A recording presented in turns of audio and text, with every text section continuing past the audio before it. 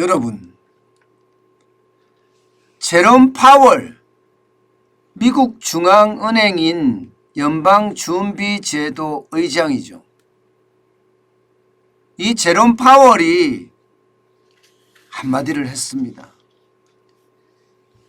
IMF 총회에서 쉽게 말하면 빅스텝을 하겠다 이렇게 선언을 했어요. 5월 회의에는 0.5%포인트가 테이블 위에 있을 것이라고 이야기했습니다.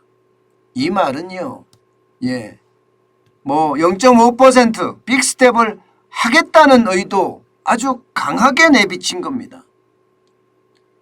이렇게 되면 시장에서 그동안 0.5%의 빅스텝이 나오지 않을까 이렇게 이야기한 것을 거의 제롬 파월 의장이 공식화시켰다고 이야기할 수 있습니다. 그러면서 말입니다. 단서를 달았어요. 물가 안정을 회복하는 것이 절대적으로 필요하다. 이렇게 말입니다. 그러면서 물가 안정 없이는 경제가 작동하지 않는다. 이런 표현까지도 썼습니다. 이 말은 인플레이션 파이터로서의 역할을 충실히 하겠다 이런 얘기하고 똑같은 이야기입니다. 인플레이션 파이트가 뭐예요? 금리를 올린다는 거거든요. 금리를. 지금까지 시장 전망치는 0.5%씩 계속 금리를 올려서 빅스텝을 하겠다 이런 그런 전망이 계속 있었거든요. 올해 안에 적게는 1.8%부터 시작해서 많게는 3.5%까지 금리를 올린다. 그런 시장의 전망들이 난무를 하고 있습니다. 그런 와중에서 제롬 파월 의장이 0.5% 안도 테이블 위에 있을 것이라고 이야기를 하니까 시장은요, 쉽게 말하면 깜짝 놀란 거죠. 미국의 중앙은행이면 우리의 한국은행하고 똑같잖아요. 그러면 우리는 금융통화위원회의 이 수장이 한국은행 총재입니다. 마찬가지로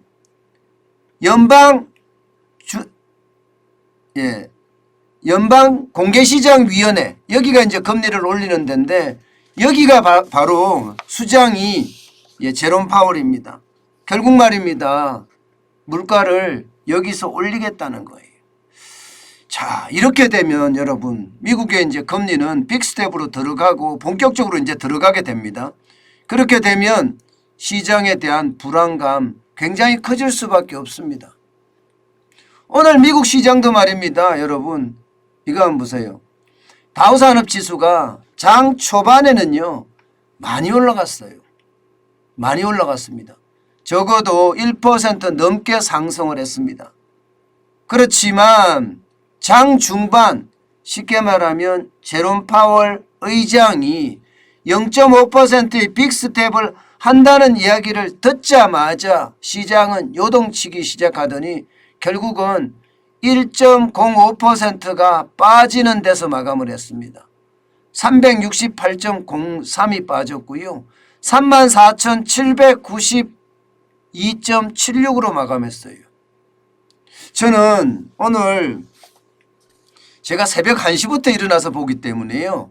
다우산업지수가 또 최고치를 찌르는 것은 아닌가 그런 예상도 해봤는데 결국 제롬 파월 의장이 결국 다우산업 쉽게 말하면 미국의 증시를 꼬꾸라뜨린 거죠.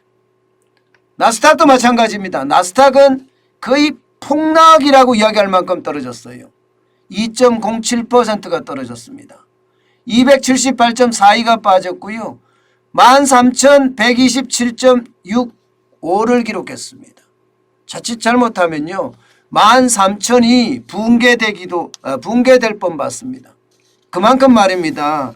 시장 자체의 위험은 굉장히 컸다는 거예요. 굉장히 컸다. 그렇지만 우리가 분명히 알아야 될 것은요.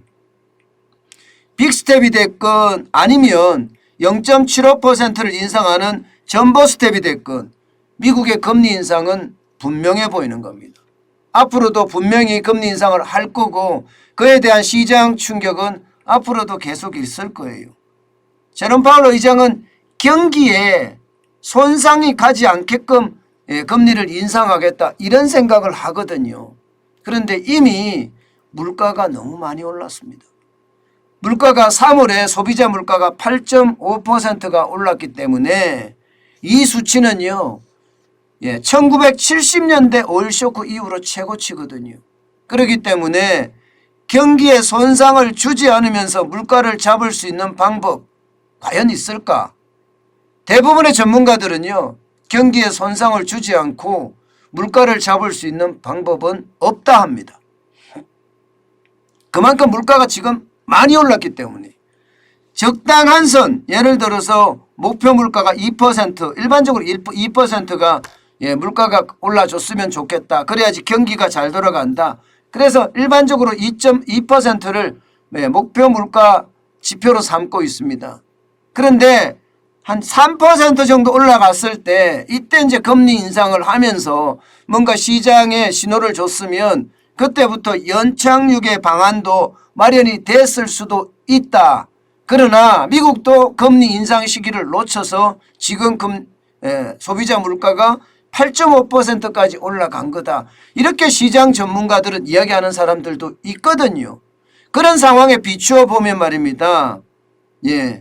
미국은요. 결국 말입니다. 경기에 손상을 주면서까지 물가를 잡아야 되는 그런 상황도 분명히 올 겁니다. 그렇게 됐을 때 이 미국의 금리 인상은 빅 스텝이 아니라 전보 스텝이 일어날 수도 있고요. 전보 스텝이 안 일어난다고 하더라도요. 자이언트 스텝이라고 해서 이번 달에 0.5% 다음 달에도 0.5% 올리는 어떤 그런 상황이 되지 않을까. 그러면 시장에 대한 충격은 그만큼 크지 않을까. 그렇게 예측하고 있습니다.